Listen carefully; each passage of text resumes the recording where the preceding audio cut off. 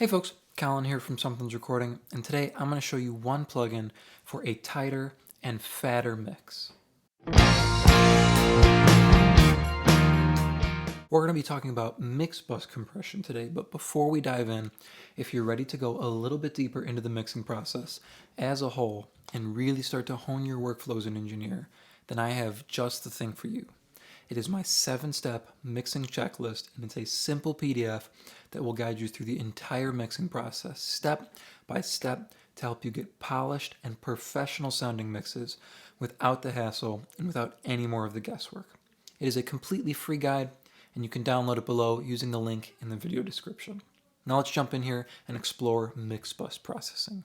Early on in my mixing career, probably one of the most crucial things I started implementing in my mixes was mixbus processing. And we're going to go over a couple different types of mixbus processing. We're going to use a stock compressor inside of Studio One, which will be this one. So most DAWs have a stock compressor like this. And then we're going to use what I currently use, which I upgraded to this SSL Britcomp style compressor, also from PreSonus. And then we're going to do one more. We're going to try a Fairchild, I think, is what we'll use for our last one on the mixbus here. So we'll also try this Fairchild and see what we get from all three of them. First one we're going to start with here is the stock compressor inside of Studio One. So most DAWs that you're working in will have some kind of stock compressor like this inside the DAW. Now I actually still have my preset here from when I use this as my mixbus compressor. This is going to be pretty similar to the SSL style bus compressor that we're using. It's just going to be a little bit of a different flavor because it's not going to have that analog vibe or analog characteristic. It's not going to have any vintage character that it imparts onto the mix. It's just going to be a little bit of mixbus compression, a little bit of compression on the whole mix. Here are the standard settings I use for mixbus compression. It is 30 millisecond attack, so a medium slow attack to make sure we don't squash any of the transients on our faster things like kick or snare. We have 100 millisecond release, so again, kind of a medium slow release here. So we're not letting go too fast, and we're not hanging onto the mix too long and squashing anything or over compressing anything. Kind of a medium slow, medium soft knee here, 2-to-1 ratio, so a gentler ratio. Not going too far with 3-to-1 or 4-to-1, so it's not too aggressive here. It is stereo linked, so compressing both at the same time. And then we are doing -20 dB on the threshold. So this is where my threshold always stays. I mix through my mixbus compression, so I have it set where I know I want it, and then I push into it. And I know as long as I'm doing about 1 to 2 dB of compression on the whole mix, my mix is going to be at a good level. I mix into this because I mix it about the same level every time, so I can keep my mixbus at the same threshold level, and I'll always get the same amount of compression. Excuse me, all that to say, last piece here is there's a dB of makeup gain, because that's usually where I'm sitting, excuse me, reduction-wise, drinking too much orange juice this morning. So let me hit play here. You can see what this compressor is doing, and I'll bypass it, and you can hear what it adds to the mix. It's going to glue everything together and tighten it up a little bit. We won't get much vibe from this one. It's just going to be a little bit of compression on the top of the mix. Take a listen. Hey, don't you care, don't you care, don't you care, don't you care, don't you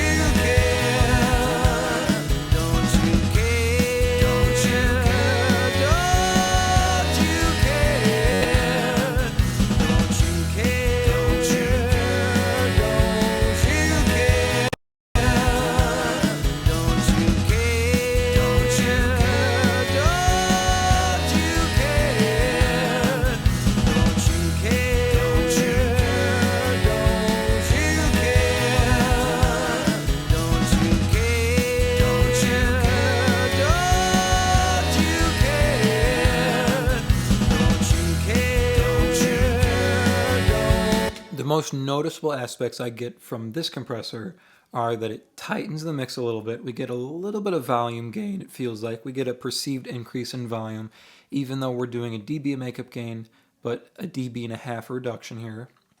So this is our gain reduction on the entire track. We're doing about 1.5 dB, which when you think about it, that's a big reduction overall because we're feeding everything into this compressor. dB makeup gain there, so we're about even there. We still get a perceived increase in volume over the entire mix. For me, it tightens everything up a little bit, and it tightens the kick drum especially. The kick drum feels a little bit punchier when I put the compressor in. One more time, I'll do an A-B on this one, and then we're going to move on down the line here.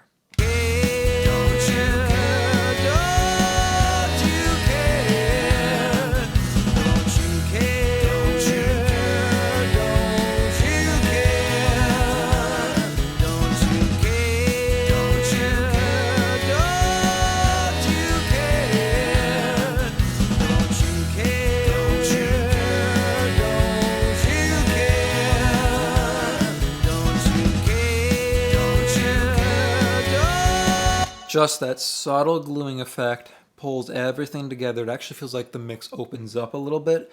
That's kind of what it'll feel like when you glue everything together. When everything suddenly fits together right, it'll feel like the mix opens up more. That's what you'll usually get from a stock compressor like this when you compress the whole mix. You'll just get that subtle gluing effect and it'll tighten your mix a little bit. You won't get much analog vibe from a stock digital compressor like that. We're going to disable that one. We're going to move on here to, this is what I currently use on my mix, is the SSL style or the Brit Comp, also from PreSonus. This is one of their fat channel expansion packs. So take a listen to this one now, and I'll do the same thing. I'll take it in and out as we listen to it. This one's going to give a little bit more analog vibe than the digital stock compressor did.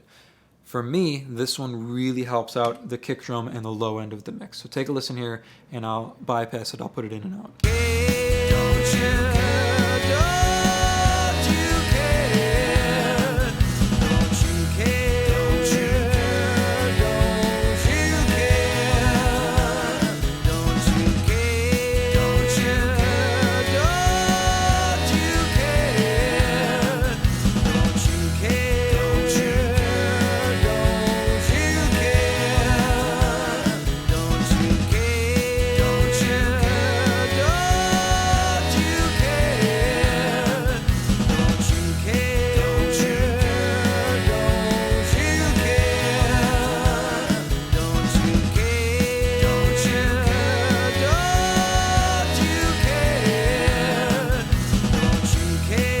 This compressor here doesn't feel like it opens up the mix as much. With the stock compressor, when you kick that in, it feels like there's an opening up of the mix, especially on the top end. This one feels like it tightens up the mix a bit more, especially in the low end. I like the punch I get on the kick drum from this compressor. It really treats the low end very well. But it feels like there's like a roll off on the top end. We don't get an opening of the top end. It doesn't feel like there's a nice extension on the top end or that we get any extra air. It feels like it tightens the mix a little bit. You kind of get that analog roll off from pushing into an analog compressor, which I like on my mixes. And again, this is in there from the beginning. So if I needed to boost high end through the mix, I can, which is what you'll find a lot of the times working with analog emulations. You'll end up boosting more top end because that's what analog gear used to do back in the day. Was it would roll off some of your top end. That's that one there. Same kind of settings here, so 2-to-1 ratio, 30 millisecond attack, 100 millisecond release. Again, I never changed the threshold on this. Once I got it set, I keep it where it is. It's at negative 1.6 dB. I never touch that. This comes in when I pull up my mixing template. This is there on the mix bus ready for me. And then again, a dB of makeup gain. That's the SSL one there, or the Brit Comp from PreSonus. Another one we're going to try here is, we're going to try this Fairchild. I've never mixed with a Fairchild on my mix bus, but I thought it would be a good example to see what it would sound like. We're going to try this Fairchild, and I think one of the other ones we'll try is one of the PreSonus tube compressors. So maybe we'll try this VT1 comp or the RC 500. We'll see here. Let's see what we get from this Fairchild emulation. So the FC670, we'll have to take a second here to get it set right. We'll do about the same level of compression, about a dB, dB and a half, 2 dB.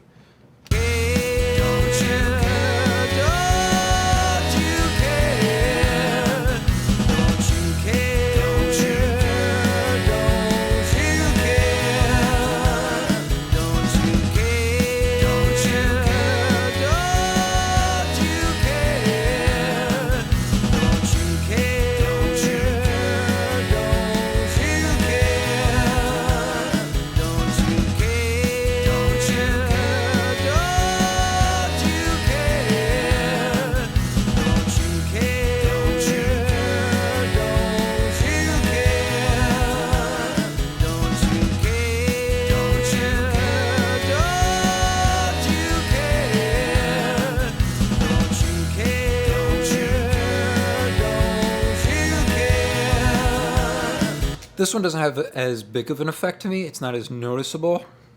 We're doing about the same amount of compression, anywhere from about 1 to 2 dB of compression there. It doesn't have that roll off that the SSL has up top. It doesn't have that kind of like analog vibe of kind of rolling off the top end there. I don't get any kind of opening up effect like we got with the stock compressor. There's a little bit of tightening when we put it in because it's that little touch of the needle going with the compression. The only thing I noticed really was it felt like the low mids got a little bit thicker, which was nice in an aspect. It gave the snare a little bit more weight, which was interesting. That was just a nice effect. I've never messed with the Fairchild before. I thought it would be interesting. We'll try one more here. We'll try this VT1 comp. This is actually one of these are both actually actual PreSonus compressors. These were actual hardware units at one time, I believe. So we'll go 2-to-1 on the ratio. Make sure our gain's all the way down. We'll set our release kind of similar to the SSL. So we'll go 100 milliseconds on the release, and we'll go 30 milliseconds on the attack. And we'll start at 0 here, and we'll start to pull the threshold back, and we'll see what we get by doing about the same amount of compression here.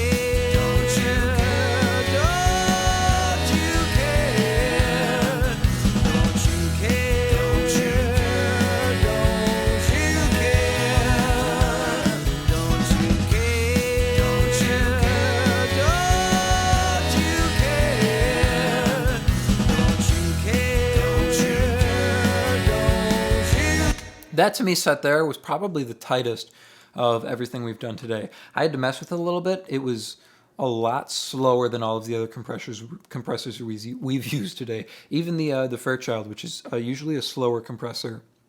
So I had to pull the release all the way up to 40 milliseconds as fast as it would go. And then I pulled the attack up to 7 milliseconds to get it to vibe with the mix. If it's too slow, it's going to be behind the mix. You want it to be at least somewhat in time with your track. Otherwise, it's not going to feel right. Everything else was pretty much the same, so 2-to-1 ratio and a dB gain. This felt the tightest to me. There was no roll-off or anything. I didn't feel like it enhanced the high end or changed the EQ spectrum that much. There wasn't any noticeable low-end boost for me. It just felt like it glued everything together and kind of tightened everything overall. Just that nice little bit of compression. Those are pretty nice. Like I said, the one I currently use is the SSL. So I'll give that to you one more time. I'll do an A/B on this, and we will be done for the day. So one more time, in and out on the SSL compressor here. Take a listen.